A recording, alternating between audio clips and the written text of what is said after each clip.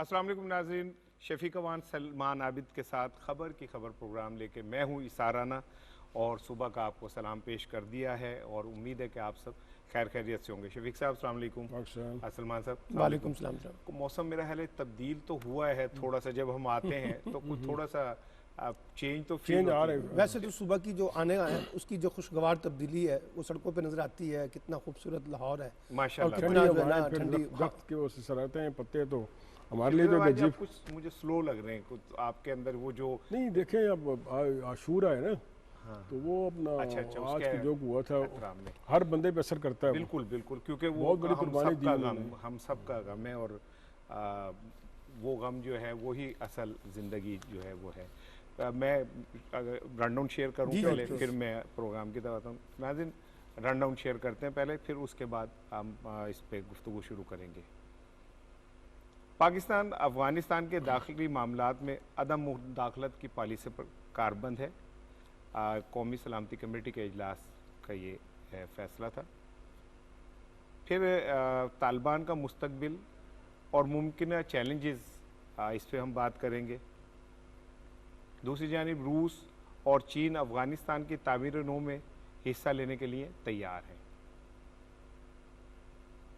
एक बड़ी मज़ेदार खबर यह कि भारत की अफ़गानिस्तान पर परेशानी, सियासी व माली सरमायाकारी ख़तरे में पड़ गई और भारतीय मीडिया में तो एक जिसे कहते हैं ना शोक का समा है।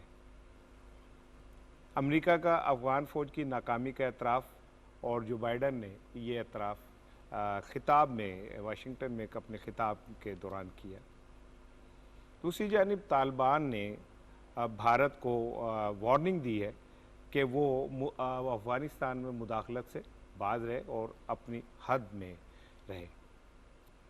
वफाकी वज़ीर इत्तला जनाब फवाद चौधरी साहब को मलाला यूसुफ़ज़ई का फ़ोन आया और इस गुफ्तगू में अफ़गान ख़वातीन के हकूक़ से मुतालिक जो आलमी तहफ़्फ़ुज़ात हैं उस पर मलाला ने गुफ्तगू की फवाद चौधरी साहब से। एक बड़ी ख़बर, हुकूमत का बड़ा इक़दाम, यकसा तालीमी निसाब नाफिज कर दिया गया पूरे पाकिस्तान में। एक बहुत बड़ा कदम है और ये 75 साल के अंदर एक, इसे मैं तालीमी मैदान में इनकलाबी कदम कहूँगा। आज आज़ाद कश्मीर में सदारती इलेक्शन है और हुमा किसके सर बैठता है, हुमा हमें तो पता है किसके सर है, लेकिन इस पर हम ज़रूर गुफ्तगू करेंगे। आलमी शोहरत याफ्ता क्रिकेटर राशिद खान का एक ट्वीट आया है और उन्होंने अफ़गानिस्तान की सूरत हाल पे अपनी ख्वाहिश का इज़हार किया कि किसी तरह भी हो अमन जो है वो मुमकिन होना चाहिए। और उस्ताद नुसरत फ़तेह अली ख़ान की 24वीं बरसी मनाई गई और उस मौके पर उनको पूरे पाकिस्तान में मुल्की सतह पे खराज तहसीन पेश किया गया। शफीक साहब, इजलास हुआ कौमी सलामती कमेटी का वज़ीर आज़म इमरान खान साहब की ज़ेर सदारत, तो मैं चाह रहा था कि पहले एक पैकेज हम देख लें, उसके बाद अपनी गुफ्तगू सलमान साहब जी करते हैं। पैकेज पहले देखते हैं हम। अफगानिस्तान की बदलती हुई सूरत हाल से मुतालिक कौमी सलामती कमेटी का इजलास मुनक्किद हुआ, जिसमें कहा गया तालिबान यकीनी बनाएं कि अफगानिस्तान की सरजमीन पाकिस्तान समेत किसी भी मुल्क के खिलाफ इस्तेमाल न हो। सरकारी एलामिये के मुताबिक वज़ीर आज़म इमरान खान की सरबराही में कौमी सलामती कमेटी का इजलास मुनक्किद हुआ, जिसमें वज़ीर इत्तलात और नशरियात फवाद चौधरी, वज़ीर ख़ारजा Shah Mahmood Qureshi, army chief general Qamar Javed Bajwa, वज़ीर दाखिला शेख रशीद, वज़ीर दिफा परवेज़ खटक, वज़ीर ख़जाना शौकत तरीन समेत दीगर अहम और आला अस्करी हुकाम ने शिरकत की। काबुल पर कब्जे और अफगानिस्तान के बेशतर हिस्से पर अमलदारी कायम करने के बाद तालिबान ने आलमी बरादरी के साथ मिलकर चलने की ख्वाहिश का इजहार किया है। तालिबान सियासी दफ्तर के तर्जुमान मोहम्मद नईम ने खलीजी खबर रसा इदारे अल जज़ीरा को दिए गए इंटरव्यू में कहा कि अफगानिस्तान में जंग खत्म हो गई, अब मुल्क में नए निज़ाम हुकूमत की शक्ल जल्द वाज़ेह हो जाएगी। शफीक साहब, पाकिस्तानी क़यादत ने तो बिल्कुल अपनी जो डायरेक्शन है उसका इजहार कर दिया और बिल्कुल क्लियरली हमने कहा कि जी हम गैर जानिबदार हैं, जो भी हो वो वहाँ पे हो रहा है, हम अपने कौमी मुफादात को सामने रखकर उसे देखेंगे। हाँ, एक ज़रूर बात हुई कि कमेटी ने जो अफ़गान ग्रुप्स हैं उनको ये कहा कि ये सरज़मीन आपकी जो है वो इस्तेमाल नहीं होनी चाहिए किसी के भी लिए। तो मेरा ख्याल है कि हमारी डायरेक्शन तो बिल्कुल क्लियर है, और कल के इजलास में वज़ीर-ए-आज़म जनाब इमरान खान साहब की सदारत हुआ और उसमें तमाम अस्करी क़यादत और सियासी क़यादत जो थी वो शरीक थी। तो पाकिस्तान, मेरा ख्याल है कि हमारा होमवर्क मुकम्मल है इस हवाले से। देखिए, पाकिस्तान वाहिद मुल्क है जिसने रैपिडली अफगानिस्तान में जो चीज़ें जो हो रही थी, जो मामला चल रहे थे, उस पर अपने आप को प्रिपेयर किया उसके लिए। अब अफ़गान अपना हमारा आना जाना था, रब्ता था, हमारी अस्करी क़यादत का था, हमारे प्राइम मिनिस्टर का था, और फिर जो पहला डेलीगेशन जो आया है कल, जो वज़ीर ख़ारजा से मिला है, तो ये सारी चीज़ें ज़ाहिर करती हैं कि हम उनसे अपना इनका कॉन्टेक्ट हैं, और वो भी हमें सबसे बड़ी बात कि वो पाकिस्तान को तस्लीम कर रहे हैं। बिल्कुल ठीक। ये हमारा पार्टनर है इसमें, डेवलपमेंट में, वार में नहीं। जिस तरह उन्होंने इंडिया को वार्न किया है कि भाई आप अगर यहाँ को मुदाखलत करेंगे तो अपने साबका को जो जिन्होंने मुदाखलत की उनका अंजाम देख लें। और फिर जो ये अपना कमेटी का इजलास हुआ है, इसमें उन्होंने ये इस बात का अदा किया है कि तालिबान जो है तमाम ग्रुपों को साथ लेके चलें, तमाम सियासी धड़ों को साथ लेके चलें, और फिर ये कोशिश करें कि जो अफ़गान जो अपना सरजमीन है वो किसी दहशत गर्दी के लिए इस्तेमाल ना हो। ये बहुत बड़ा पॉइंट है जो हमारी कमेटी, अपना सिक्योरिटी काउंसिल कमेटी ने ये किया। ये बहुत बड़ा पॉइंट है कि आप अफ़गानिस्तान की सरजमीन को किसी मुल्क के लिए आप दहशत गर्दी के लिए इस्तेमाल ना होने दें, बिल्कुल। और आगे बढ़ें और डेवलपमेंट के लिए आगे बढ़ें, अपने मुल्क को बनाएं। जितना मुमकिन पाकिस्तान से हो सकेगा पूरी दुनिया आपका साथ देगी, और ये बड़ा अच्छा रिजॉल्व है जो हमारी सिक्योरिटी काउंसिल कमेटी ने किया। ठीक है सलमान, कल की जो कमेटी का इजलास था उसमें कहा गया कि भाई ये पहले भी हल निकल सकता था, अमेरिका और नेटो चाहता तो जाने से पहले इस मसले को हल कर सकता था, लेकिन पाकिस्तान आलमी बरादरी के साथ खड़ा है, जो पूरी दुनिया इस हवाले से करेगी हम उसके साथ है, को हम अलहदा नहीं खड़े हुए। तो हमने अपना तो ये क्लियर बात है कि भाई जो कुछ भी आलमी बरादरी और फैसला करेगी पाकिस्तान उसका हिस्सा होगी, और पाकिस्तान कोई अलहदा इंडिविजुअल पोजीशन नहीं लेगा। ये तो कल फैसला हुआ है ना कौमी सलामती कमेटी का, आपको मालूम है साराना साहब, पाकिस्तान का पहले से ये मौक़िफ़ रहा है कि मसले का जो हल है वो कोई फौजी ऑपरेशन नहीं है, बल्कि एक सियासी तस्फिया है। अच्छा, कल की जो कौमी सलामती कमेटी है ना, इसमें जो एक बड़ा बुनियादी फोकस जिस नुक्ते पर रखा गया है वो है जामे सियासी तस्फिया। यानी एक ऐसा तस्फिया नहीं, हमने कोई इमोशनल पन नहीं दिखाया, फौरी तौर पे हमने तालिबान की हमायत में बयान दे दिया, हमने कहा तालिबान का इनकलाब जिंदाबाद। हमने कहा कि आज भी एक जामे किस्म का सियासी तस्फिया होना चाहिए। और जो शफीक अवान साहब ने कहा कि जितने भी लसानी ग्रुप हैं, जितने भी सियासी ग्रुप हैं, उनकी शमूलियत और किसी भी किस्म की मुदाखलत ना करने का फैसला, ये बहुत इंपॉर्टेंट बात है, क्योंकि माजी में हम पर यह इल्ज़ाम लगता रहा है कि हम अफगानिस्तान के अंदरूनी मामलात में मुदाखलत करते रहे, एक ग्रुप की हमायत करते थे, एक ग्रुप की मुखालफत करते थे। अब हम ये कह रहे हैं कि हमारा कोई फेवरेट नहीं है, और इसी कॉन्टेक्स्ट में हम किसी किस्म की सियासी मुदाखलत नहीं कर रहे, बल्कि एक जामे सियासी तस्फिये की बात कर रहे हैं। और दूसरा साथ साथ उन्होंने कहा कि दुनिया जो है वो हम पर शक की निगाह से देखने के बजाय हमारी कामयाबियों को, हमारे कंट्रीब्यूशन का एतराफ़ करें, क्योंकि आपको भी पता है, हम सबको पता है कि ये जो कुछ इस वक्त अफगानिस्तान के अंदर हो रहा है और जो भी रेजोल्यूशन निकल रहा है और जिस पीसफुल तरीके से ये जो कुछ हुआ है पिछले 3 दिन में, इसमें पाकिस्तान का बड़ा कंट्रीब्यूशन है। यानी अगर पाकिस्तान ये सारी चीज़ों को फैसिलिटेट ना करता तो आज सूरत हाल मुख्तलिफ होती है। और आज भी जो हमें बार बार इंडिया और ये जो अफगानिस्तान की जो गवर्नमेंट थी, अफगान गवर्नमेंट हमें नत्थी करती थी तालिबान के साथ, हमने कहा कि नहीं, हम किसी के हमायती नहीं है, हम चाहते हैं कि जो अफगान अवाम फैसला करेगी उसी बुनियाद पे चीज चलेगी। तो मैं समझता हूं कि बड़ा क्लियर कट कौमी सलामती कमेटी ने अपना नैरेटिव बिल्ड कर दिया है, और साथ साथ जो आपने बात की, ये कहा कि दुनिया जो फैसला करेगी हम उसके साथ खड़े हैं, और दुनिया रियलाइज करे कि जो इस वक्त इंटरनल सिचुएशन हो रही है उसमें हमें किस तरह से आगे मुस्बत तरीके से बढ़ना है। अभी जैसे कह रहे थे कि दुनिया हमें शक की निगाह से देखती है, दुनिया, ये जो यूरोप और अमेरिका और भारत और इस्राइल, इनकी मुनाफकत है कि कुर्बानियां भी हम दे रहे, 80-85 हज़ार शहादतें भी हमारी हुई, $1 ट्रिलियन का नुकसान भी हमें हुआ, हमारी इकोनॉमी तबाह हुई, हमारे मुल्क के अंदर हम वो वक्त जिसमें हम तरक्की कर सकते थे, वो वक्त जब हम अपनी बुनियादों को मजीद मजबूत कर सकते थे, हमारी मईशत खड़ी हो सकती थी, हम तो एक ऐसी जंग जिसका वज़ीर-ए-आज़म इमरान खान साहब ने बारहा ये कहा कि ये जंग हमारी है ही नहीं, बिल्कुल हमारे गले डाल दी गई है। और उसके बाद ये कि गले डालने के बाद इल्ज़ाम भी हम पे आ रहा है। और कल इजलास में ये क्लियरली कहा गया कि भाई दुनिया हमारी जो कुर्बानी है उसका एतराफ़ करे। तो मेरा ख्याल है कि दुनिया को ये बात समझनी चाहिए कि सबसे ज़्यादा मुतासिर भी हम होते हैं, कुर्बानियाँ भी हम देते हैं, और दुनिया जो है वो शक्की निगाह से भी हमें देखती है। देखिए बिल्कुल आपने ठीक कहा कि ये प्राइम मिनिस्टर ने कहा था कि हमारी जंग नहीं है। अब देखें सब कुछ कुर्बानियाँ हमने दी, सब कुछ किया, और अब भी पूरी दुनिया को पता है कि वहाँ से अमेरिका कैसे भागा है। चाइना वहाँ पे है, रूस वहाँ पे है, और पाकिस्तान वहाँ पे है, और हम वहाँ पे अगर हमारे बगैर कोई जो कहते हैं ना अफगानिस्तान को कोई सोल्यूशन निकालेगा तो वो अमुक की जन्नत में रहता है, वो मुमकिन नहीं है। और बगैर पाकिस्तान को इन्वॉल्व किए, बगैर पाकिस्तान की हेल्प के कोई वहाँ पे सोल्यूशन नहीं निकल सकता, क्योंकि तालिबान का जो उनका सोच, जो उनका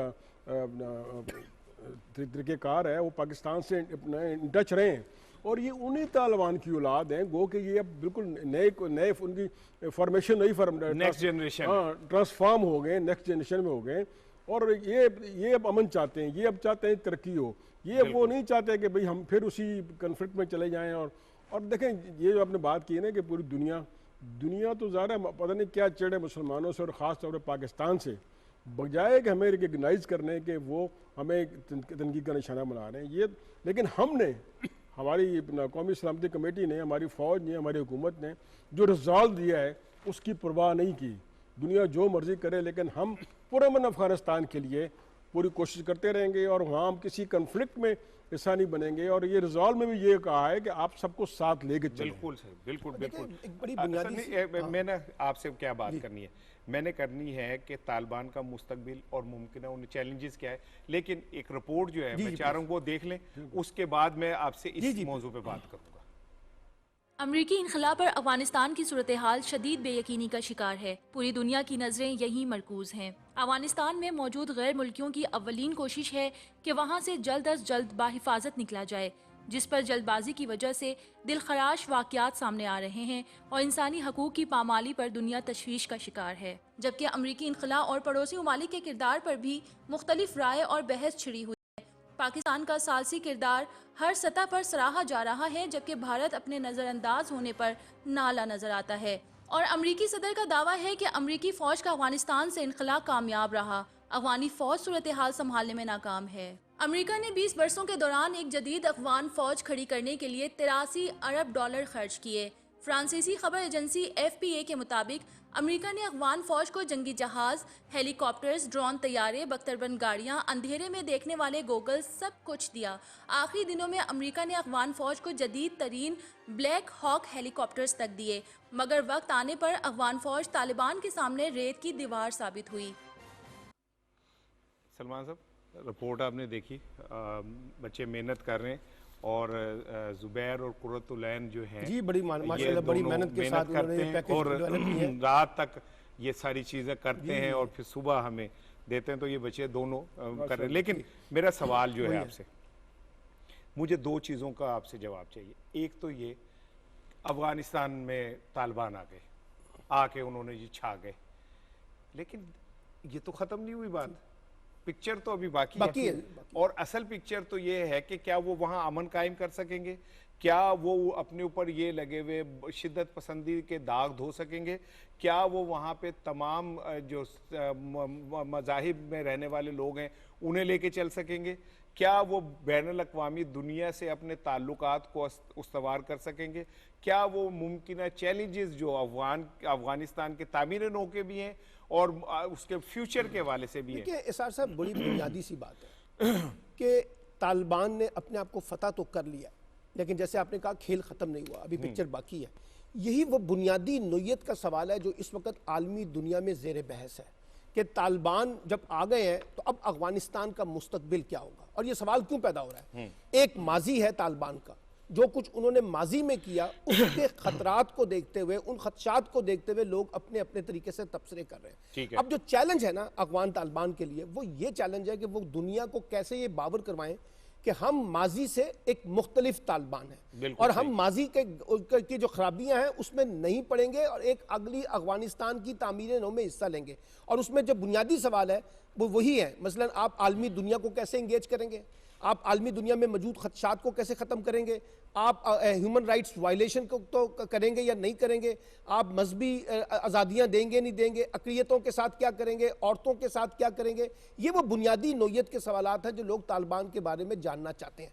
और ये जो परसेप्शन हम बिल्ड कर रहे हैं कि ये तालिबान माजी के तालिबान से मुख्तलिफ है, तो इनका अब कड़ा इम्तिहान शुरू हो गया। और ये इम्तिहान उनके लिए इसलिए अहमियत रखता है कि ये सिर्फ पाकिस्तानी पर्सपेक्टिव में भी और वर्ल्ड पर्सपेक्टिव में भी तालिबान के फ्यूचर को डिटरमिन करेगा कि क्या तालिबान वाकई एक ग्रो कर सकेंगे फ्यूचर पॉलिटिक्स के लिए, या यहां पर लाके अपने आप को किसी डेडलॉक का हिस्सा बना देंगे। तो मैं समझता हूं तालिबान इस वक्त एक इम्तिहान गाह के अंदर दाखिल हो चुके हैं। कल की जो कुछ खबरें थी, एक ये भी थी कि जो सिख बरादरी थी वो उन्होंने अपने आप को बंद कर लिया और वो तालिबान वहाँ गए, हिंदू बरादरी और सिख दोनों गए मंदिर में, उन्होंने अपने आप को कर, और तालिबान रहनुमा वहाँ गए, उन्होंने उन्हें कहा कि आप कोई फिक्र ना करें, हम आपके मुहाफिज हैं, आप बाहर निकलें।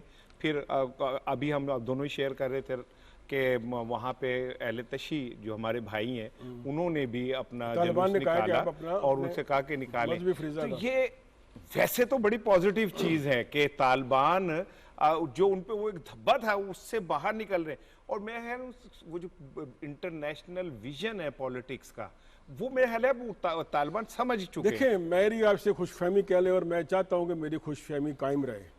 ये तालिबान वो नहीं है जिनके बारे में बेशुमार प्रोपेगेंडा किया जा रहा था। ये तालिबान जो हैं अब ये डिफरेंट है। अब देखें 2000 या 2200 किलोमीटर हमारा उनके साथ बॉर्डर है, ठीक है, और 69 हमारे एंट्री पॉइंट्स हैं। क्या आपने सुना है किसी एक भी एंट्री पॉइंट पे उन्होंने या किसी एक ही उन्होंने बॉर्डर की वायलेशन की या कहीं हमला किया? पहले क्या होता था, वो आए और हमारे इलाके में घुस के सवात तक कहाँ तक कब्जा कर लिया। बिल्कुल ऐसे ही है। और ये देखें, ये इसलिए मैं कहता हूँ मेरी खुशफहमी कायम रहे, अल्लाह करे ऐसा ही हो और ऐसा ही इंशाल्लाह ताला होगा। जी। ये तालिबान जो एक लोगों को ज़हन में था, ये उनसे बिल्कुल मुख्तलिफ हैं। बिल्कुल। फिर आपने बात की कि वो माइनॉरिटी से बात कर रहे हैं और माइनॉरिटी से बात कर रहे हैं, और वो ये इंडियन मीडिया ने रिपोर्ट किया है कि 300 सिख और 70 करीब हिंदू एक टेम्पल में पनाह लिए हुए थे। ये वहाँ गए, उन्होंने कहा आपको अपनी मजहबी आज़ादी है, आप अपना मजहबी फ्रीज़ा अदा करें, आपको हम नहीं रोकेंगे। फिर बड़ी अच्छी बात की कि उन्होंने आशूर का कहा कि आप अपना करें। और ये मैं कहूँगा मेरी खुशफहमी कायम रहे और ऐसा ही हो। और ये बिल्कुल डिफरेंट तालिबान है। हमें ना देखिए, हमें कीड़े नहीं निकालने चाहिए। अगर हम पूरी दुनिया ये कहे कि जैसे अब बाइडेन साहब कहते हैं कि मैं जी अगर कुछ हुआ मैं फौरी एक्शन करूँगा, तो खुदा के बंदो अगर वो एक बिहेव कर रहे हैं तो उनको सपोर्ट करो। जिस तरह पूरा अमन वो चल रहे हैं ना, तो उनको उस तरह चलने दो, उनको प्रोवोक मत करो। फवाद चौधरी साहब को मलाला यूसुफजई ने फ़ोन किया है, उसमें भी उन्होंने औरतों के हकूक़ के हवाले से ख़ासतौर पे जो आलमी तहफ़्फ़ुज़ात हैं उनके बारे में उनको आगाह तो किया है ना। अब सवाल यही है कि जो सवालात इस वक्त दुनिया में उठ रहे हैं तालिबान के बारे में, अगर तालिबान उसको एक पॉजिटिव जेस्चर के साथ, जैसे भी आपने मिसालें दी हैं, अगर इस तरह से वो एड्रेस करेंगे तो तालिबान की लिजिटिमेसी और क्रेडिबिलिटी एस्टैब्लिश होगी। साहब, कल रिकॉर्ड तिजारती गाड़ियां जो हैं बाबे दोस्ती से गुजरी इस मुश्किल तरीन हालात में 9-10 चेक पॉइंट हैं जहां से तिजारत हुई है। हाँ, और रिकॉर्ड शफीक साहब, रिकॉर्ड गाड़ियां जो हैं तिजारती वो निकली हैं। और हमारे बॉर्डर के ऊपर अल्हम्दुलिल्लाह हमारी जो सिक्योरिटी फोर्सेस हैं, पाक फौज अलर्ट है, पाक फौज अपनी जिम्मेदारियों को बखूबी समझती है और हमने अपना बॉर्डर पूरी तरह सील किया हुआ है। और एक नहीं 2, 3, 4 चीज़ें जो हैं उनको लेके चल रहे हैं। अब शफीक साहब, बड़ा एक ना मैं आप चारों थोड़ा सा एक दिलचस्प चीज़ है जो हम तीनों एंजॉय करेंगे। मैं पहले ना वो पैकेज दिखाता हूँ कि भारत का मीडिया पे तो ऐसे लग रहा है जैसे बम मातम हो गया है, और उनका तो वो लगता है कि जैसे वो शमशान घाट में बैठे हुए हैं। और वो जो शफीक साहब, ये जो उनके एंकर हैं वो इतना ऊंचा चीख के बोलते हैं कि लगता है उनका सर छत को लग जाएगा। अब उनके गले बैठना शुरू हो गए। एक पैकेज दिखाता हूँ, फिर उस पर बात करता हूँ मैं। अफगान सूरत हाल पर भारत के पेट में मरोड़ उठने लगी। भारतीय मीडिया अमरीकी इनखला और तालिबान के काबिज होने के बाद पैदा होने वाली सूरत हाल में इस बात पर नाला नजर आते हैं कि भारत का क्यों कहीं जिक्र नहीं और बुरी तरह नजरअंदाज क्यों। पिछले 2 घंटे से मैंने एक भी बार एक शब्द का नाम का एक शब्द नहीं सुना, वो है भारत। हमने वहां पर पैसा लगाया, डैम बनाया, लोगों को पढ़ाया, इंफ्रास्ट्रक्चर बनाया, सब कुछ किया। हमारे यहां पर कई अफगानी बड़ी इज्जत से रहते हैं और हम उनको मानते हैं, और कई बार हम किताबों में भी पढ़ते हैं कि उनको राज कपूर साहब की फिल्में बड़ी पसंद है, लेकिन आज हमें कोई नहीं पूछ रहा है। We are just watching. तो बिल्कुल आपको पूछेगा कोई क्यों, जिसकी लाठी उसकी भैंस। आप लाठी चलाने को तैयार है? Are you prepare to send troops there? आपसे जब पूछा गया, आपके तो ठंडे पसीने सोच के ही आ गए थे हमारे सब लोगों के कि कैसे जा सकते हैं आप। ठंडे पसीने आ गए। और ये भारत की जो फौज है ना, और भारत के जो ये सो कॉल्ड हीरो हैं, ये फिल्मों में ही हीरो हैं, अदरवाइज ये पोरस के हाथी हैं। शफीक साहब, मैं जो एक सवाल, उनका एक राज्यसभा का मेंबर है सुब्रमण्यम, उसकी एक लतीफ़ा सुने। वो कहता है कि जो तालिबान है वो पाकिस्तान और चीन से मिलकर हिंदुस्तान पे हमला कर देंगे। ओ भाई, तुम न 3 में न 13 में, तुम्हारा वो खुद तुम रात को जो ख्वाब देखते हैं सुबह उसको बयान कर देते हैं। अब देखें, ये इंडियन मीडिया, मैं इनको 10-12 चैनल देखे रात को, 2 दिन से देख रहा हूँ। मातम पड़ा हुआ है कि हमारे अरबों डॉलर खरबों डॉलर आपने खर्च कर दिए, वो यहाँ पे होने थे, कोरोना में खर्च होने थे, डेवलपमेंट में खर्च होने थे, झोपड़पट्टियाँ क्या क्या हैं, आप वहाँ खर्च करते हैं, आपको मिला क्या? इतना पैसा आपने ड्रेन आउट कर दिया, मिला क्या आपको? और सब कुछ पाकिस्तान ले गया।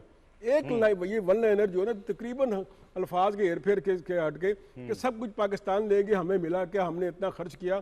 और तालिबान जो है वो अब आपको, फिर उन्होंने कहा कि तालिबान ने आपको वार्न किया है, और उन्होंने क्लिप चलाया कि उन्होंने कहा कि अगर आपने मुदाखलत की अपना उसमें अफगानिस्तान के मामलात में, तो जो पहले अमेरिका और दूसरे कर चुके उनका हशर देख लें।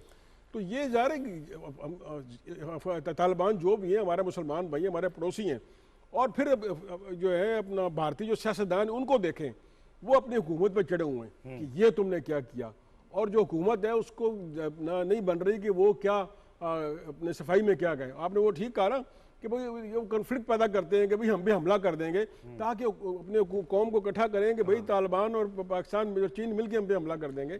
ये सिर्फ कॉन्फ्लिक्ट से भागने की बात है। और ये जो करते हैं ना, ये सब अपना ये क्या कहते हैं ना, गोंगलों की मिट्टी चाट रहे हैं कि अब ये हमला कर देगा, वो हमला कर देगा।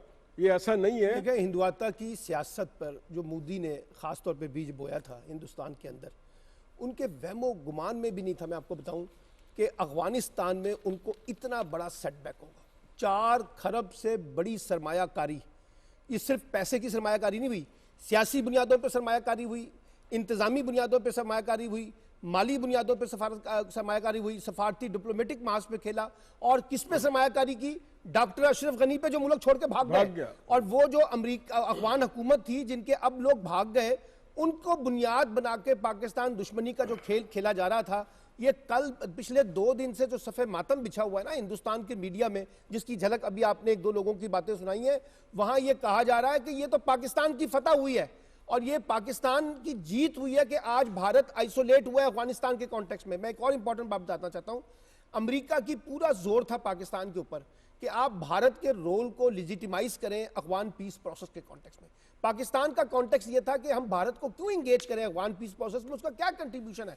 आज हिंदुस्तान को ये सबक मिला है कि ये जो कुछ हमने इन्वेस्टमेंट की, गलत इन्वेस्टमेंट की, एक ऐसे बंदे पर इन्वेस्टमेंट कर दी जो अमेरिका का एक एजेंट था, और जैसे ही बुरा वक्त आया उसने मुल्क छोड़ना मुनासिब समझा, वहां रह के हालात का मुकाबला करने की बजाय उसने अपनी दौड़ लगा दी। तो आज भारत के अंदर जो जेन्युइन कॉन्टेक्स्ट है ना वो है। लेकिन एक बात मैं खतरे के तौर पे कहना चाहता हूं, ये बात खत्म नहीं होगी। ये जो आप इस वक्त टीवी के ऊपर एटीट्यूड देख रहे हैं ना, ये भारतीय रियासत और भारतीय हुकूमत के एटीट्यूड में भी रिफ्लेक्ट होगा। और वो एक नेगेटिव खेल जो है ना इस वक्त अफगानिस्तान के अंदर खेलने की कोशिश करेंगे। जो एंटी तालिबान फोर्सेस हैं उनको साथ मिला के वो अफगानिस्तान को डिस्टेबलाइज करने की पूरी कोशिश करेंगे, ताकि पाकिस्तान की पोजीशन जो है वो यहां मजबूत ना हो सके या पाकिस्तान को ज्यादा हिस्सा ना मिल सके। इसलिए वो चाहेंगे कि एक डिस्टर्ब किस्म का अफगानिस्तान, एक अदम इस्तेकाम मैं इसमें वन लाइन कहूंगा, भारत नहीं चाहेगा कि अफगानिस्तान में अमन हो, अफगानिस्तान में तरक्की हो, और तालिबान जो एक बेहतर अपना मुस्तकबिल जो है वो उसकी बुनियाद रख सके। ये तो हो गया भारत का। अच्छा, अब जो तालिबान का रद्द-ए-अमल है, तालिबान के जो तर्जुमान हैं, कल उन्होंने ज़बीउल्लाह मुजाहिद साहब और फिर सुहेल शाहीन साहब सुन रहा था, उन्होंने बड़ा कैटेगोरिकली कहा भारत को कि भाई तुम अपना रोना धोना बंद करो, ठीक है, अपनी पहले उन्हें एक शिट कॉल की दी कि तुम खामोशी से अपने बैठो और अपने हाथ में रहो। एक ऐसा मुल्क जिसके अंदर 25 करोड़ लोग फुटपाथ पे सोते, एक ऐसा मुल्क जहां पे हजारों लाखों लोग मर गए सिर्फ ऑक्सीजन सिलेंडर ना होने से, एक ऐसा मुल्क जहां पे कम से कम 20 से 25 करोड़ लोगों को एक वक्त की रोटी मिलती है, एक ऐसा मुल्क जहां पे लोगों की जो झोंपड़ियां हैं वो बहते पानी के ऊपर हैं, गटर के ऊपर हैं, एक ऐसे मुल्क ने अफगानिस्तान के अंदर जाके एक गलत इन्वेस्टमेंट कर दी और खरबों रुपए उनके जो हैं वो डूब गए, बिलियन डॉलर जो हैं वो डूब गए। अब उसके बाद जो तकलीफ है शफीक साहब, जो सलमान ने कहा वो बात कि हमें तैयार रहना चाहिए कि वो हम पे रिटेलिएट करेंगे, और रिटेलिएट कैसे करेंगे? दो तरीके हैं। एक तो जाहिर है कि वो अफगान जो वहाँ पे मौजूद वो लोग जो पाकिस्तान के खिलाफ है उन्हें इस्तेमाल करेंगे। दूसरी चीज़ ये कि हाइब्रिड वार जो है वो बड़ी इंपॉर्टेंट है, बहुत इंपॉर्टेंट है, क्योंकि भारत इस मामले में झूठ बोलने में और फ्रॉड करने में नंबर 1 है। तो मैं ये समझता हूँ कि इस पे छोटे से शॉर्ट कमेंट्स आप दोनों के चाहिए, उसके बाद मैंने अगले उस पे जाना है। तो शफीक साहब, क्या हमें जैसे हमने एक्सपोज किया उनकी डिसइंफो लैब जो है उसने, और फिर हमने भारत के जो सोशल मीडिया के वहाँ पे मौजूद, इवन दिलचस्प बात बताऊं कि ये अशरफ गनी जो भागा है, अशरफ गनी के महल से सोशल मीडिया का इंकिशाफ हुआ जो पाकिस्तान के खिलाफ इस्तेमाल हो रहा था। अगर देखें भारत को इतना ही अजीज था अशरफ गनी और अफगानिस्तान, और वो उसकी इन्वेस्टमेंट तो भाई उसको अपने मुल्क में ले जाते। अब अशरफ गनी कहाँ पे है? यानी देखे ना, अमेरिका ने तो छोड़ा ही छोड़ा, भारत जो उसके अभी जो नोरा पीट रहे हैं कि हमने अरबों डॉलर लगा दिए, इतनी की हमने, तो वो जब वक्त उस पर आया तो ये भी पीछे हट गए। अरे भाई कम से कम आप अपने गिरबान में तो झांके ना, पाकिस्तान की दुश्मनी तो आप सब कुछ करने को तैयार हैं, लेकिन जिसके लिए आपने इन्वेस्टमेंट किया जब वो उसमें मुश्किल वक्त आया तो आप भी पीछे हो गए। बड़ी दिलचस्प बात यह है इसार राना साहब, भारत ने पहले कोशिश की कि तालिबान के साथ निगोशिएट किया जाए। जब देखा ना कि सूरत हाल अफगान हुकूमत के हाथ से निकल गई है तो तालिबान को ऑन बोर्ड लेने की कोशिश की, लेकिन तालिबान ने इनकार कर दिया। और जैसे भी आपने कहा, उन्होंने कहा कि आप अफगानिस्तान के अंदरूनी मामलात में मुदाखलत ना करें, अगर आप करेंगे तो फिर उसकी प्राइस आपको पे करनी पड़ेगी।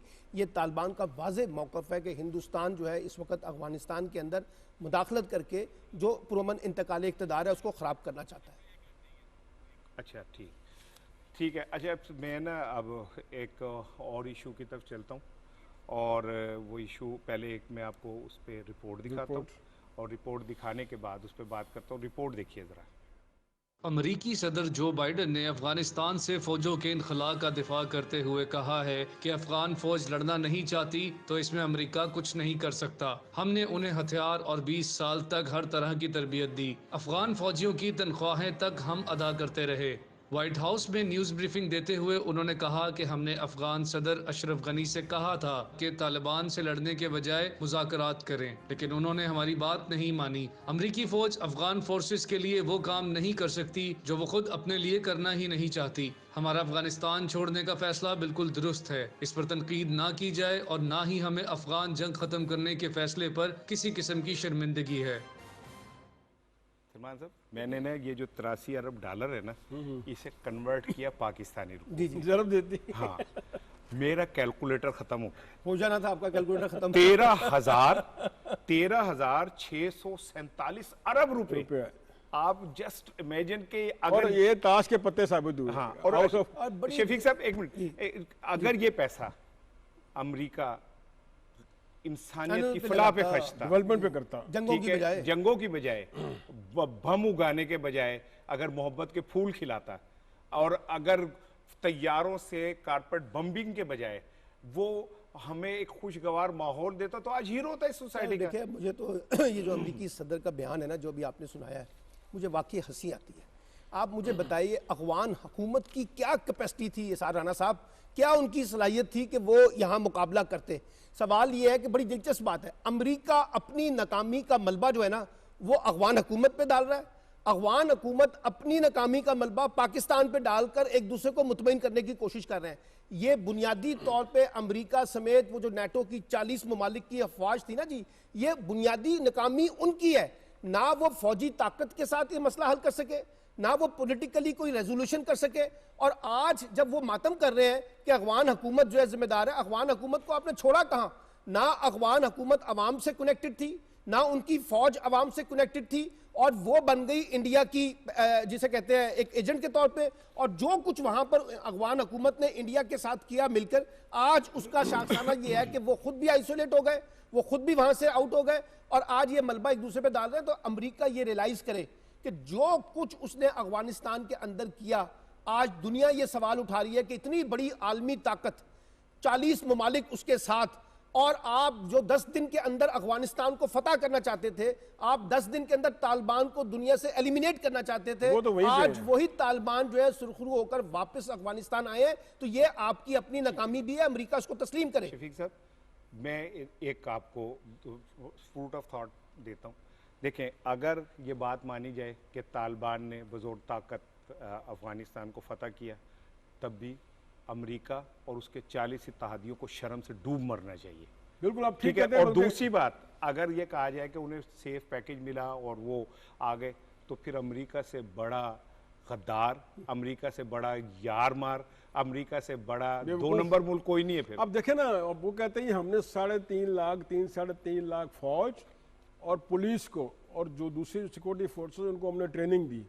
इसका मतलब है कि अमेरिका की ट्रेनिंग का कोई इतबार नहीं है, या वो मायार नहीं है जो अपनी फौज को देता है। यहाँ पे अपना कांग्रेस को दिखाने के लिए हमने इतने अरब खर्च किए, बल्कि इस पे भी ना वहाँ सवाल उठेंगे, भाई ये इतने, बल्कि मैं तो वो बोल नहीं सकता जो फिगर आपने कही, इतनी बड़ी फिगर कही है, तो वो 80-83 अरब डॉलर, ये सवाल उठेंगे वहाँ कांग्रेस में कि भाई इस जंग का ऑडिट किया, ये कहाँ खर्च हुए। यानी पैसे? एक आप कहते हैं हमने उसको 3.5 लाख 20 साल ट्रेनिंग दी और हाउस ऑफ कार्ड साबित हुई। यानी ऐसा, यानी हमारे जो आम पुलिस वाले हैं, जो ट्रैफिक वाला खड़ा होता है, हम रुक जाते हैं, ये तो हमारे उनसे भी गए गुजरे हैं। और अमेरिका को ना अपना जो ट्रेनिंग जो उसकी है ना, ये बिल्कुल उन्होंने ठीक कहा सलमान साहब ने कि इसका ऑडिट होना चाहिए। ये पैसे खर्चे कहाँ ने भाई, आपने इतनी बड़ी फौज इतना बड़ा करके आपने पूरा अमेरिका का नाम डुबो दिया। वो तो इनका जज्बा ईमानी था तालिबान का कि उन्होंने उसको शिकस्त दे दी, लेकिन जो उन्होंने इन्वेस्ट किया वो क्या है, इसकी तहकीकात होनी चाहिए। ठीक है। एक दिलचस्प बात जो है वो ये कि अशरफ गनी साहब जब गए मुल्क छोड़ के, तो कहा जा रहा है रूस ने ये कहा कि वो डॉलर्स के डॉलर उठा के ले गए और जीपे भर के, और जनाब वो जहाज में जगह नहीं थी, छोड़ने पड़े। सलमान साहब, ये हर जगह पे एक छोटा सा नवाज शरीफ जरूर मौजूद होता है, हर जगह पे एक छोटा सा नवाज शरीफ मौजूद होता है कि वो जाते हुए कहता है सब चला जाए, मेरी दौलत मेरे नाल चली जाए। नॉम चॉम्स्की ने एक बड़ा शानदार जुमला कहा था साराना साहब, उन्होंने कहा था कॉर्पोरेट डेमोक्रेसी और कॉर्पोरेट सियासत, जब आपकी सियासत जो है ना वो पैसे की बुनियाद पे बनेगी ना, तो आपका हुक्मरान तबका जो है ना वो पैसों को बुनियाद बनाकर ना सब कुछ दाव पे लगा देगा। आप वो जरा वजीर दिफा का जरा बयान सुने, वो कहता है हमारे हाथ पैर बांध के और हमारा सौदा करके डॉक्टर अशरफ गनी यहाँ से चले गए हैं। इसका मतलब है सौदे में यही चीज है ना जो आप बात बता रहे हैं।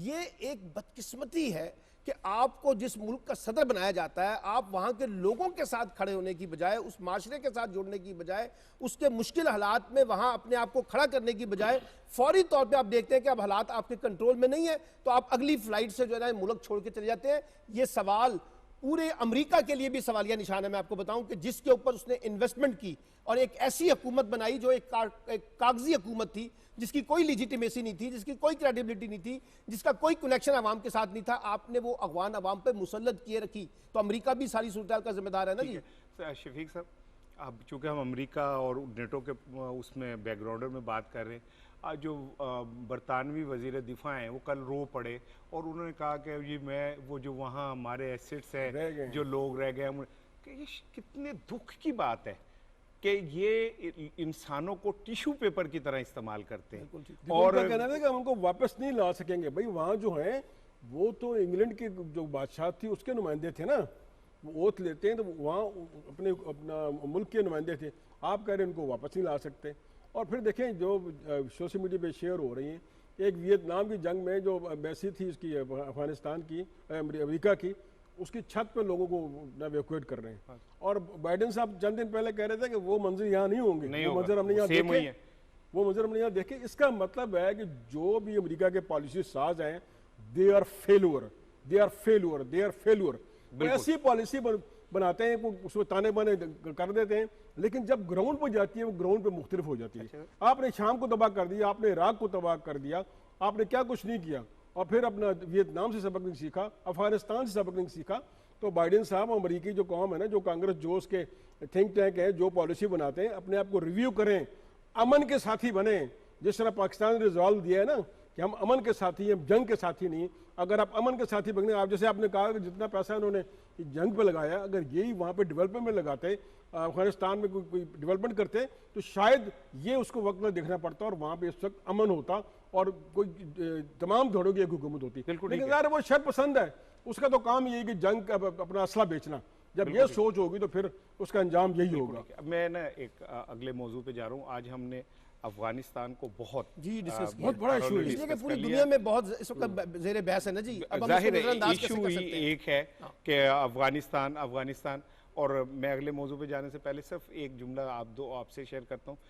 बड़ा तकलीफ दे मंजर था जब जहाज से अफगानिस्तान दुख हो रहा था, और यकीन करें कि मुझे महसूस हो रहा था कि इन बेचारों का क्या कसूर था। ये वो लोग थे जो अमेरिका के अपने करीबी वफादार नहीं, जो जिसके उन्होंने काम किया। हाँ, वही। और वो डर रहे थे कि अगर हम रह गए तो हमारे जो करतूत हमने किए उन करतूतों पे हमें तालिबान छोड़ेंगे नहीं, और उनको जो हुआ वो छोड़ के चले गए। ये तस्वीर जो है ना, तालिबान के लिए भी जरा सोचने की जरूरत है इस तस्वीर पे, कि तालिबान को एक ऐसा माहौल पैदा करना है वहां पर कि ये जो लोगों के अंदर खौफ है ना, ये जो फियर है कि हमें अब निशाना बनाया जाएगा, उसको वो जितनी जल्दी दूर कर सकें और इन लोगों को इंगेज कर सकें, और ये बावर करवाएं कि हमने आम माफी का जो ऐलान किया है वो मुकम्मल आम माफी है, किसी किस्म से कोई बदला नहीं लिया जाएगा, ताकि ये नॉर्मलाइजेशन की तरफ जिंदगी वापस आ सके। इश्यूज अभी हमारे रह गए, मैं चाह रहा हूं कि जल्दी सलमान साहब, शफीक साहब, देखें जब हम बात करते हैं कि मुल्क के अंदर मुसावात होनी चाहिए,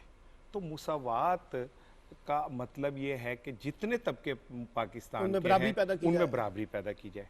इस मुल्क का अलमिया देखें कि एक स्कूल है जो धूप के साथ साथ घूमता है दरख्त की छांव में, ठीक है ना? जैसे जैसे छांव घूमती है वो वैसे वैसे घूमते हैं। जिस टाट के ऊपर वो बच्चे बैठते हैं वो टाट भी खाक का पेवंद बन चुकी होती है, ठीक है। एक स्कूल वो है, एक स्कूल वो है जो टूटे फूटे घरों के अंदर बना दिया जाता है। एक स्कूल वो है जो हम जैसे मिडिल क्लासियों के लिए बन जाता है और उसमें हमारे बच्चे ज़रा बेहतर यूनिफॉर्म पहन के चले जाते हैं। एक स्कूल वो जिसके अंदर डॉलरों के अंदर फीस जाती है, ठीक है। जिस मुल्क में 4, 5, 6 तालीमी निज़ाम हो, उस मुल्क में मुसावात कैसे कायम हो सकती है? ये अब इस पे आएगा। मैं समझता हूं कि हुकूमत का ये 75 साल के अंदर तालीम के अंदर इससे बड़ा कोई फैसला नहीं हुआ कि यकसा तालीमी निसाब जो है वो लागू कर दिया गया। अब बूटे का बेटा भी, गंडेरी बेचने वाले का बेटा भी वही निसाब पड़ेगा जो लाड साहब का बेटा जो है जाके एयर कंडीशन कमरों में पढ़ता है। देखिए मसला ये है इसार राना साहब, पाकिस्तान में एक तबकाती तकसीम बड़ी गहरी है। शफीक अवान साहब इतराफ़ करेंगे, ये जो हमने तबकों के अंदर कौमों को बांट दिया ना, उसमें तालीम को बांट दिया है, सेहत को बांट दिया है, रोज़गार को बांट दिया है, इन्वायरमेंट को बांट दिया है और तफरी को बांट दिया है, उसका नुकसान ये हो रहा है कि ये माशरा एक माशरा बनने की बजाय तकसीम शुदा माशरा बन रहा है। ऐसे में प्राइम मिनिस्टर का ये जो मिशन था ना कि वो एक यकसा तालीमी निज़ाम लाना चाहते हैं, एक तालीमी निसाब लाना चाहते हैं, मुझे पता है इसका बहुत मजाक उड़ाया जाता रहा है, हमारे यहाँ मुखालिफिन जो है वो बहुत ज़्यादा तनकीद करते थे, लेकिन आज वो मामला मुकम्मल हुआ जो जिसका ख्वाब उन्होंने देखा था। देखिए बात यह अभी भी चैलेंजेस बहुत हैं, इतना आसान काम नहीं है इसकी इंप्लीमेंटेशन के बारे में मैं आपको बताऊं, लेकिन एक स्टेप जो है ना वो आपने आगे चला दिया ना। हाँ। और इसको आगे बढ़ाने से लोगों के अंदर ये जो था ना महरूमी कि मेरे पास पैसे नहीं है इस वजह से मैं अच्छी तालीम नहीं ले सकता, मेरे पास पैसे नहीं है इसलिए मैं अच्छा निसाब नहीं पढ़ सकता, ये पर्सपेक्टिव चेंज होगा और इससे लोगों के अंदर एक ऑनरशिप जो है ना स्टेट के बारे में, हुकूमत के बारे में, सोसाइटी के बारे में डेवलप होगी। तो मैं ये समझता हूँ ये इनिशिएटिव बहुत अच्छा है। अब सवाल सिर्फ ये है कि इसकी इम्प्लीमेंटेशन को कैसे होगी, कैसे ट्रांसपेरेंट किया जाएगा, कैसे इसको ऑन बोर्ड किया जाएगा, ये एक चैलेंज है। शफीक साहब एक इशू जो था ना वो जरा बातों बातों में रह गया। मलाला ने जो फ़ोन किया फवाद चौधरी साहब को और उन्होंने जो इस खित्ते की और अफगानिस्तान की ख़वातीन के हवाले से किया, फवाद चौधरी साहब का ये कहना था कि पाकिस्तान अपनी जिम्मेदारियों को पूरी तरह समझता है और वो अपना रोल प्ले करेगा अपने उसमें रह के। जो ख़वातीन को चैलेंज है अफगानिस्तान में वो भी बड़ा मैटर कर रहा है। देखिए अफगानिस्तान में अगर वो चाहते हैं हम पर्दा करते हैं बुर्का, तो वो तो पर्दा तो आपके सऊदी अरब में भी है, दूसरे मुल्कों में भी है, तो उस हद तक होना चाहिए। लेकिन उन्हें हर फील्ड में जो ना उन्हें आज़ादी होनी चाहिए, वो अपने आप को एक्सप्लोर करें। और वो जो अफ़गान नया माशरा बना रहे हैं, चाहे वो उसको अपना हिजाब में लेके आएँ, लेकिन उनको तालीम से ना रोकें। जिस तरह सऊदी अरब नया सऊदी अरब बन रहा है, दूसरी अरब रियासतें बन रही हैं, तो अब उसके डेवलपमेंट तरक्की में वो साथ है। दूसरा आपने बात की ना ये जो की थी कि यकसा निसाब वाली, प्राइम मिनिस्टर ने कहा था हमें गुलामी की जंजीरें तोड़नी होंगी। और होता क्या है, अंग्रेज़ी तालीम लें आप, लेकिन जब आप अंग्रेज़ी कल्चर को अपना लेते हैं ना, खुद अंग्रेज़ बन जाते हैं जी, उसको सारे उनको चीज़ें अडॉप्ट कर लेते हैं। अंग्रेज़ी तालीम जो है वो साइंस और टेक्नोलॉजी और तरक्की के लिए बहुत ज़रूरी है, ठीक है। लेकिन अंग्रेज़ी लैंग्वेज को आप अपनी साइंस टेक्नोलॉजी और अपनी उसके लिए डेवलपमेंट के लिए इस्तेमाल करें, उनका कल्चर ना अपनाएं। यहाँ तो प्राइम मिनिस्टर ने ये कहा कि आप अपना ये कल्चर ना अपनाएं। और यकसा निसाब को जो उन्होंने ये बहुत बड़ी ये बात की है, अब किसी सूबे में कुछ पढ़ाया जा रहा है, किसी सूबे में कुछ पढ़ाया जा रहा है, कम से कम जो है ना हमारा जो कौमी नजरिया है ना, हमारा जो वो अब एक होगा कि हर जगह एक ही पढ़ाया जाएगा, ये पाकिस्तान है, ये कायदे आज़म है, ये इसलिए बनाया गया था, इससे हम कुर्बानी दे के। छोटी सी बात बता दूं कि जो प्राइम मिनिस्टर है उनको ये क्रेडिट मिलना चाहिए कि अमूमी तौर पे वो उर्दू में गुफ्तगू करते हैं। और वो कहते हैं कि देखिए अंग्रेजी जो है ना ज़बान वहाँ बोली जाए जहाँ सुनने वाले अंग्रेजी के लोग हों। आम आदमी के सामने ये बड़े बड़े लेक्चर अंग्रेजी में झाड़ने और बड़ी बड़ी प्रेजेंटेशनें तैयार करने, बहुत से लोगों को पता ना चलना, तो मैं ये समझता हूँ कि एक नेशनल लैंग्वेज को अंग्रेजी का डायरिया होता है जो है ना प्रमोट किया जा रहा है प्राइम मिनिस्टर की तरफ से, ये भी बहुत अच्छी ठीक है। शफीक साहब, क्या ज़रूरत है कि आप अब एक बैनुल अक़वामी लीडर्स के सामने बैठे हों, चीन का सदर, उनकी पूरी काबीना हो, और आप भूल जाएं कि वो स्वीटर देन हनी सी थे, वो डीपर देन चाइना देखें, चाइना अपनी लैंग्वेज में बात करता है। आपको याद है ना वो वाकया जब मियां नवाज शरीफ साहब भूल गए थे और वो फिर वो शहबाज शरीफ साहब उन्हें बता रहे थे तो वो कर रहे थे।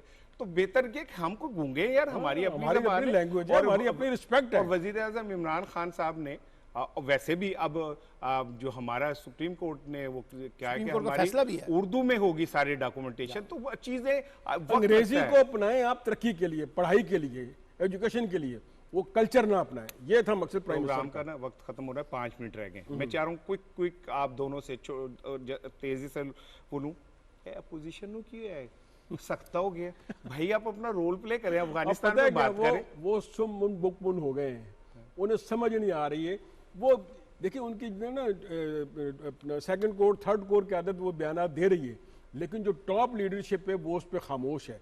क्योंकि ना तो वो अपना क्रिटिसाइज करेंगे तो पूरा मीडिया पूरी दुनिया कहेगी भाई आप अजीब कर रहे हैं, आपके पड़ोस में जो है इतनी सिचुएशन बनी हुई है और आप बजाय हुकूमत को सपोर्ट करने की या उस पर कोई बात करने की, इसलिए ना उनको समझ नहीं आ रही वो क्या करें।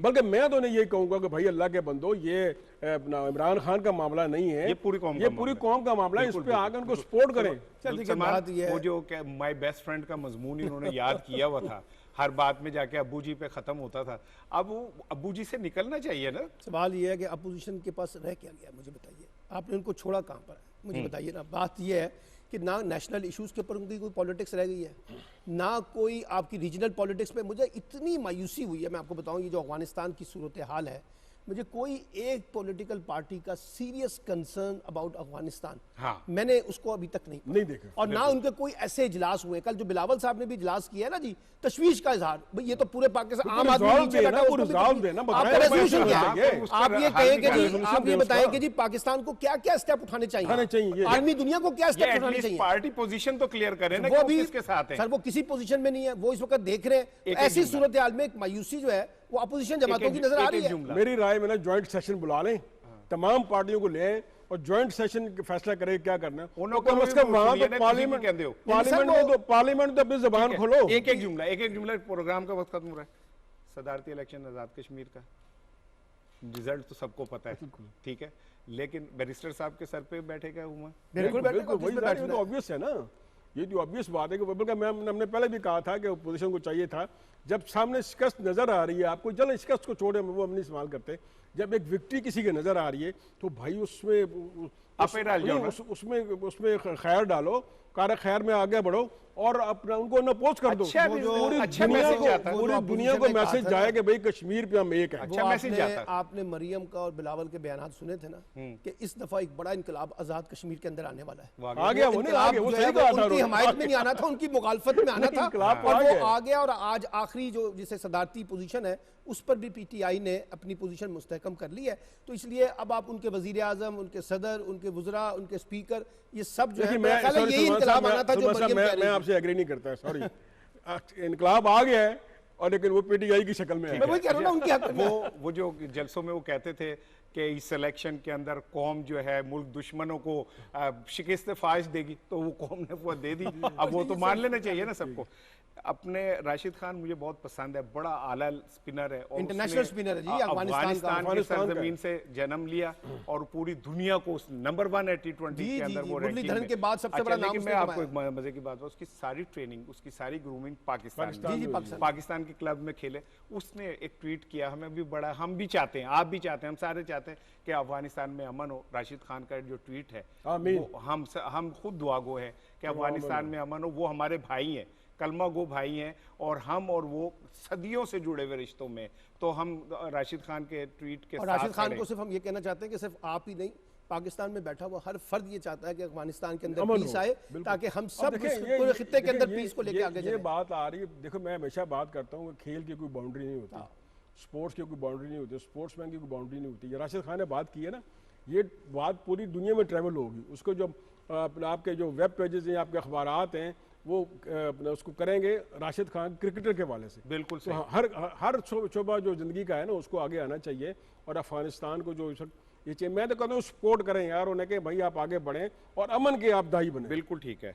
प्रोग्राम का नाज़रीन वक्त ख़त्म हो रहा है और हम जाते जाते ट्रिब्यूट देना चाह रहे थे उस्ताद नुसरत फ़तेह अली ख़ान साहब को, एक ऐसा जादूगर जिसने ऐसी म्यूज़िक पूरी दुनिया को दी, ऐसी म्यूज़िक रोशनास कराई कि जिसके पीछे इंडिया आज तक उसके शहर से बाहर नहीं निकल सका।